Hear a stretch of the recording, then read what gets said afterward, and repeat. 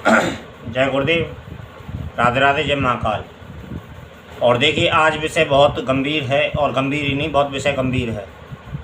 क्योंकि देखिए, मेरे जो वीडियो अपलोड होने वाले हैं वो बहुत एक अलग वीडियो अपलोड होने वाले हैं।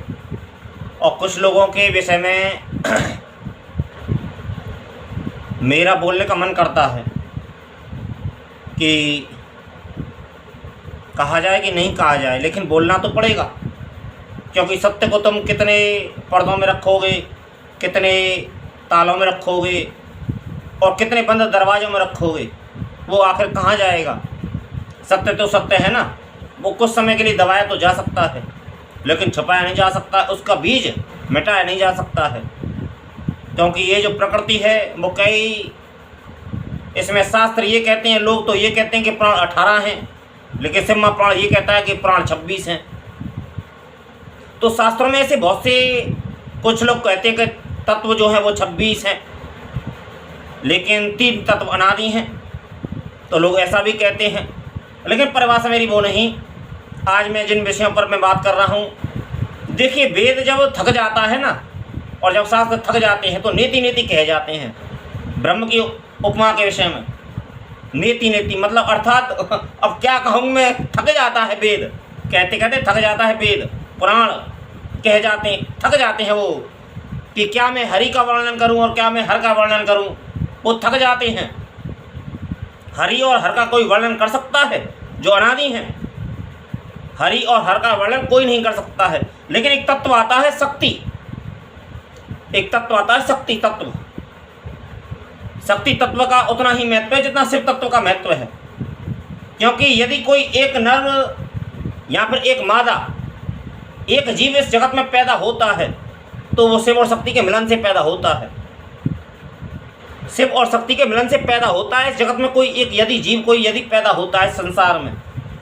ये एक ऐसा रहस्य नहीं है, ये कोई रहस्य नहीं है, ये तो एक उपमा है जो इस जगत में पैदा हो रही है, दिन रात पैदा हो रही है। ये खुला मंच है। जब पति पत्नी मिलते हैं, जब अपने उनके माँ बाप, लड़की के माँ बाप, लड़के के माँ बाप शादी विवाह करते हैं, साल 2 साल साथ में रहते हैं तो बच्चे पैदा होते हैं। ये एक कॉमन साइंस है, कॉमन साइंस है संसार का, एक संसार का कॉमन साइंस है। लेकिन कुछ लोग इस बात को मानते नहीं हैं। कुछ लोग ये कहते हैं कि ब्रह्म सत्य है, कुछ लोग ये कहते हैं कि ये जो माया है ये असत्य है, और कुछ लोग ये कहते हैं कि भैया भगवान का भजन करो। अरे भैया, ये सब बेकार के गंडगोल हैं। जब तक आदमी की बुद्धि के भेजे में नहीं आएगा, कोई आदमी कुछ नहीं समझ पाएगा।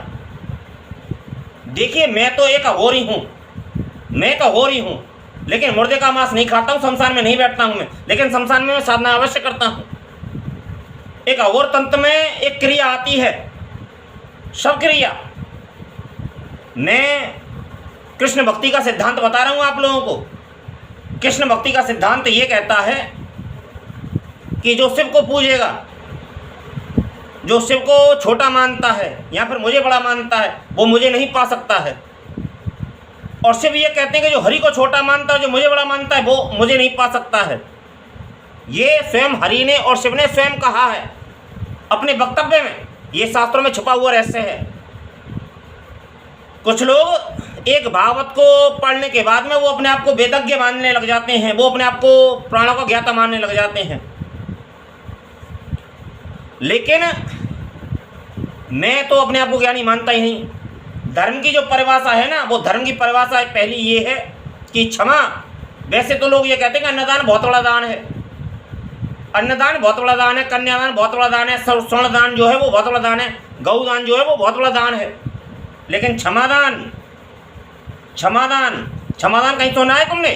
क्षमादान, जब दान की बात आती है शिव महापुराण में, तो क्षमादान नहीं आता है, क्षमादान नहीं आता है। ये महाभारत में आता है केवल, ये केवल महाभारत में आता है। शिव महापुराण में और श्रीमद् भागवत पुराण में ये दान नहीं आता है। दान की उपमा बहुत बड़ी है, दान की उपमा, कन्यादान, स्वर्णदान, अन्नदान। लेकिन कभी क्षमादान सुना है? क्षमादान, क्षमादान उससे ही बड़ा दान है। मैं ब्रह्म की उपमा मेरे बस की नहीं है। कुछ लोग वृंदावन इस समय इतना पाखंड, इस समय इतनी राशि चला रहे हैं कि बस बनावट को इस तरीके से उन्होंने डाल लिया है कि वो ये समझ रहे हैं कि बस हमारा ही साम्राज्य चलेगा। ऐसा नहीं होता है जगत में। इस जगत की एक नीति है, इस जगत का एक सिद्धांत है, जगत का एक क्रम है। जो जितना ज़्यादा आगे जाता है ना, वो उतना ही पीछे खिंच जाता है। इस जगत के सिद्धांत है। सत्य को मिटाया नहीं जा सकता है, सत्य को दबाया नहीं जा सकता है, सत्य को दबोचा नहीं जा सकता है, सत्य को काटा नहीं जा सकता है, और सत्य को दबदबा नहीं काम किया जा सकता है सत्य पे। कृष्ण वैसे तो, राधा वैसे तो इस जगत की जो वृंदावन की भूमि है, जो वृंदावन की भूमि है, राधा का बहुत बड़ा स्थान है इस जगत में। ब्रज की जो भूमि है उसमें राधा का बहुत बड़ा स्थान है। लेकिन क्या कृष्णा बिना कृष्ण के राधा पैदा हो सकती है? कृष्णा के बिना राधा का वजूद है? कृष्ण के बिना राजा का वजूद नहीं हो सकता है। शिव के बिना शक्ति का वजूद नहीं हो सकता है। नारायण के बिना लक्ष्मी का वजूद नहीं हो सकता है। लेकिन कुछ लोगों को इस तरीके से आमादा है, इस तरीके से कि धर्म का गर्दन मोड़ रहे हैं, धर्म की सीमा का अतिक्रमण कर रहे हैं और धर्म का उल्लंघन कर रहे हैं। कुछ लोग आदमी को आदमी नहीं समझ रहा है। आदमी ये उसी ब्रह्म की पैदाइश है जो आदमी को हम उल्लंघन करते हैं ना, आदमी को धक्का मार देते हैं। ये उसी ब्रह्म की पैदाइश है, उसी ब्रह्म का बच्चा है, ये उसी परमात्मा की संतान है ये, जिसको हम धक्का मार देते हैं। हम जिसको धक्का मार देते हैं ना, उसी ब्रह्म की पैदाइश है ये, उसी ब्रह्म का जीव है, बच्चा है ये ब्रह्म का, जिसकी सब संतान है हम। इस सिद्धांत को कहाँ ले जाओगे?